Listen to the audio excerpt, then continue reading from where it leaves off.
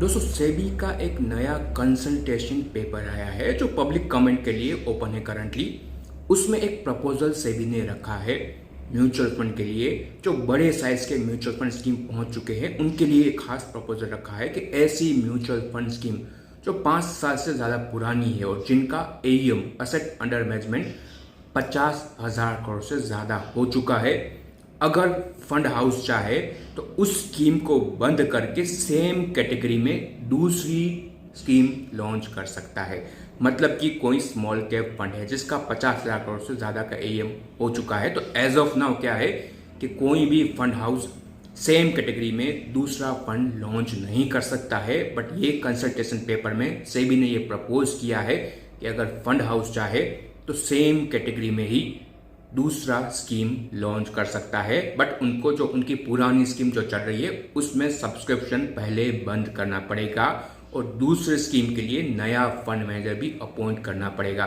दोस्तों हमने data check किए कौन कौन से ऐसे स्कीम हैं जिनका एईएम 50,000 करोड़ से ऊपर का पहुंच चुका है। तो तकरीबन 11 ऐसी म्यूचुअल फंड स्कीम है, एक्टिव स्कीम के बारे में बात कर रहा हूं, जिनका एईएम 50,000 करोड़ से ऊपर पहुंच चुका है, जिसमें आपका पराग पारक फ्लेक्सी कैप है और एचडीएफसी बैलेंस एडवांटेज है। ये तो 1-1 लाख करोड़ से ऊपर का एईएम पहुंच चुके हैं। एचडीएफसी फिर आपका मिड कैप आता है, एचडीएफसी फ्लेक्सी कैप आता है, फिर ICICI pru value fund, ICICI balance advantage fund है, आईसीआईसीआई लार्ज कैप फंड है और फिर आपका एसबीआई हाइब्रिड फंड है और एसबीआई लार्ज कैप फंड है और स्मॉल कैप कैटेगरी में एक स्कीम है निप्पॉन स्मॉल कैप फंड। ये 11 स्कीम है, मैं भी कोई मैं मिस कर गया हूं तो आप मुझे कमेंट में बता सकते हैं, जिनका एईएम 50,000 करोड़ से ऊपर का पहुंच चुका है। अब सेबी का ये कंसल्टेशन पेपर है तो आप भी चाहे तो वहां पे अपने अभिप्राय इस पे दे सकते हैं और भी कई सारी बातें उस कंसल्टेशन पेपर में लिखी गई है तो वो भी आप पढ़ सकते हैं और वहां पे आप अपने अभिप्राय दे सकते हैं।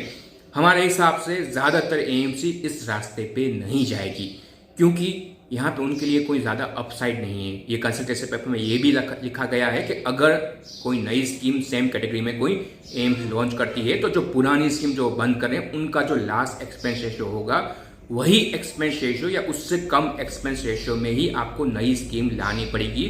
तो प्रॉफिट वाइज भी कोई नई स्कीम लॉन्च करना उनके लिए बेहतर नहीं हो सकता है। फिर आप जो इनफ्लो करंट स्कीम में आ रहा है, एसआईपी आ रही है या एसटीपी आ रही है, उसको भी आप बंद कर देंगे तो वो भी एक बहुत बड़ा नुकसान हो सकता है कि आपने अपना इनफ्लो बंद कर दिया और नई स्कीम लॉन्च की और वहां पे अगर लोग नहीं आए तो आप तो अपने पैर पे ही कुल्हाड़ी मार रहे हैं। तो ये कई सारे ऐसे इफ एंड बट है, तो इसके कारण ये शायद कंसल्टेशन पेपर में दिया गया है बट एक्चुअल में ये मार्केट में इम्प्लीमेंट नहीं होगा। तो आप क्या सोचते हैं वो आप हमें कमेंट में जरूर बताइए।